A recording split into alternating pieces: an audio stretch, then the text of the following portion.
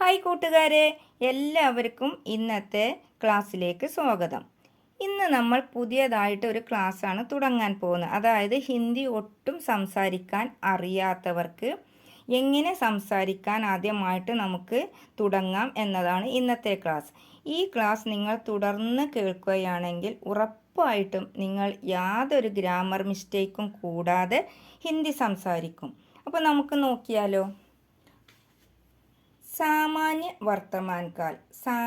വർത്തമാനകാലം എന്ന് പറയുന്നത് ഒരു പ്രവൃത്തി സംസാരിക്കുന്ന സമയത്ത് തുടങ്ങുന്നതായി സൂചിപ്പിക്കുന്നതിനെയാണ് സാമാന്യ വർത്തമാനകാലം എന്ന് പറയുന്നത്. എങ്ങനെ നമ്മളൊരു പ്രവൃത്തി ഇപ്പം നടന്നുകൊണ്ടിരിക്കുന്നതാണ് അല്ലേ, ഇപ്പോഴാണ് ചെയ്യണത്. അപ്പോൾ ഇത് സംസാരിക്കുന്ന സമയത്ത് തന്നെ പ്രവൃത്തി ഉണ്ട്, അതിനാണ് സാമാന്യ വർത്തമാനകാലം എന്ന് പറയുന്നത്. ആ സെൻറ്റൻസിൻ്റെ അവസാനം വരുന്നതാണ് താഹെ എന്ന്. ഈ താഹെ എന്ന് വരുന്നത് പുല്ലിംഗം ഏകവചനത്തിലാണ് കേട്ടോ. അതായത് പുരുഷന് ആവും വേണം, അതും ഒന്ന് മാത്രം, അതാണ് ഏകവചനം എന്ന് പറയുന്നത്. ഇനി നമുക്ക് അതിൻ്റെ ഉദാഹരണങ്ങൾ നോക്കാം. റഹീം പഠിക്കുന്നു, റഹീം പഠിത്താഹെ. അപ്പോൾ ഇവിടെ താഹെ കൊണ്ടാണല്ലോ അവസാനിച്ചത് അല്ലേ. റഹീം പഠിക്കുന്നു, റഹീം പഠിത്താഹെ, സിമ്പിളാണ്. അപ്പം റഹീം പഠിത്താഹെ എന്ന് പറഞ്ഞാൽ താഹെ കൊണ്ട് അവസാനിച്ചു. റഹീം പഠിക്കുന്നു. ഇനി റഹീം എഴുതുന്നു, അതെങ്ങനെ പറയും? റഹീം ലിഖ്താഹെ, അതായത് റഹീം എഴുതുന്നു. ലിഖ്ന എന്ന് പറഞ്ഞാൽ എഴുതുക, ലിഖ്താഹെ എഴുതുന്നു. റഹീം ഇപ്പം എഴുതുകയാണ് അല്ലേ, ഇപ്പം നടന്നുകൊണ്ടിരിക്കുന്നതാണ്. അപ്പം റഹീം ലിഖ്താഹെ, റഹീം എഴുതുന്നു. ഇനി രാമൻ ഓടുന്നു, അതും ഇപ്പം നടക്കുകയാണല്ലോ അല്ലേ. രാം ദൗഡ്താഹെ, രാമൻ ഓടുന്നു. അപ്പോഴും കണ്ടല്ലോ താഹെ കൊണ്ട് അവസാനിക്കണത് അല്ലേ. അപ്പം രാം എന്ന് പറഞ്ഞാൽ ഒരാളാണ്, അതുപോലെ ഇവിടെ റഹീം എന്ന് പറഞ്ഞാലും ഒരാളാണ്, അതും പുരുഷനാകുമ്പോൾ ഇവിടെ താഹെ എന്നുകൊണ്ടാണ് അവസാനിക്കുക. അപ്പം രാം ദൗഡ്താഹെ, രാമൻ ഓടുന്നു. ദൗഡിന എന്ന് പറഞ്ഞാൽ ഓടുക എന്നാണ്, ദൗഡ്താഹെ ഓടുന്നു. ഇനി അടുത്തത് നോക്കാം. അവൻ പത്രം വായിക്കുന്നു. ഈ അവൻ എന്ന് പറഞ്ഞാൽ ഒരാളാണല്ലോ അല്ലേ, അതും പുരുഷനാണ്.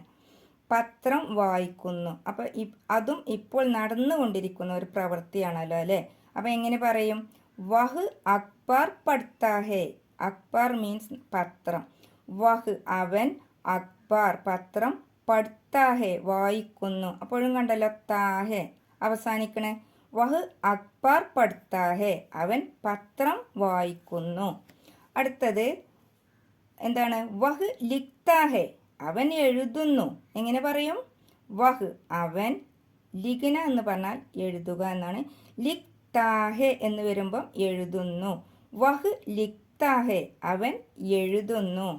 അടുത്തത് ആൺകുട്ടി നടക്കുന്നു. എങ്ങനെ പറയും?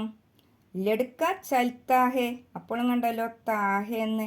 ലഡ്ക മീൻസ് ആൺകുട്ടി, ചൽത്താഹെ നടക്കുന്നു. ആൺകുട്ടി നടക്കുന്നു എന്നെങ്ങനെ പറയും? ലഡ്ക ചൽത്താഹെ. ഇനി അടുത്തത് അവൻ പഠിക്കുന്നു. എങ്ങനെ പറയും? വഹ് പഠിത്താഹെ. വഹ് എന്ന് പറഞ്ഞാൽ അവൻ. ഇനി വരാൻ പോകുന്നുണ്ട്, വഹ് എന്ന് പറഞ്ഞാൽ അവൾ എന്ന അർത്ഥം വരുന്നുണ്ട് കേട്ടോ.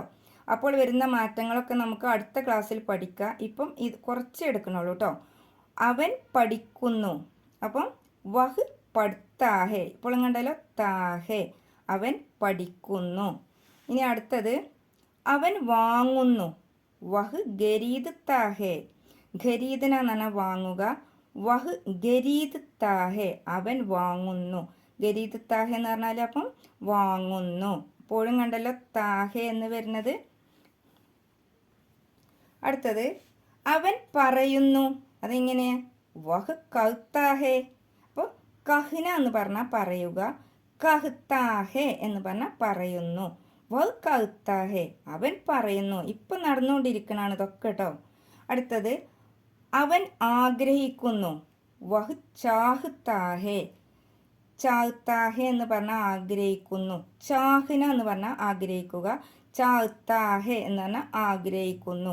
വഹ് ചാഹ്താഹെ, അവൻ ആഗ്രഹിക്കുന്നു. അടുത്തത് രാമൻ ആഗ്രഹിക്കുന്നു. അതെങ്ങനെ പറയും?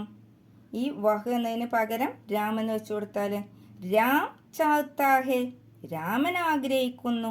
അപ്പോൾ പ്രത്യേകിച്ച് ശ്രദ്ധിക്കേണ്ടത് ഇവിടെ പുല്ലിംഗമായിരിക്കണം, ഏകവചനം ആയിരിക്കണം ഈ ഭാഗത്ത്. രാം എന്ന് പറഞ്ഞാൽ പുരുഷനാണ് അല്ലേ, ഒരാളുമാണ്. അങ്ങനെ വരുമ്പോഴാണ് ഇവിടെ താഹെ എന്ന് വരിക. അപ്പോൾ മനസ്സിലായല്ലോ. ഈ ഇത്രയേ ഉള്ളൂ ഇന്നത്തെ ക്ലാസ് എടുക്കുന്നത്. ഇനി ഇതിൻ്റെ ബാക്കി അടുത്ത ക്ലാസ്സിലുണ്ടാവും. അപ്പോൾ നിങ്ങൾ പുതുതായിട്ട് ഹിന്ദി സംസാരിക്കാൻ പഠിക്കുന്നവരാണെങ്കിൽ തീർച്ചയായിട്ടും നിങ്ങൾ എൻ്റെ പാർട്ട് 8 ക്ലാസ് കേൾക്കണം. അതിൽ ഉള്ള വാക്കുകൾ നിങ്ങൾ നിർബന്ധമായിട്ടും കേൾക്കുക, നിർബന്ധമാണ്.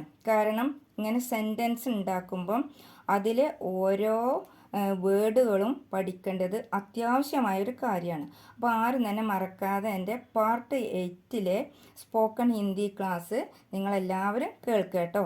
അപ്പോൾ ഇന്നത്തെ ക്ലാസ് നിങ്ങൾക്ക് ഇഷ്ടമായെങ്കിൽ ഒന്ന് ലൈക്ക് ചെയ്യുക, ഷെയർ ചെയ്യുക, മറക്കാതെ സബ്സ്ക്രൈബ് ചെയ്യുക. ഇനി ഇതിൻ്റെ ബാക്കി ഭാഗവുമായി വീണ്ടും നമുക്ക് കാണാം. താങ്ക്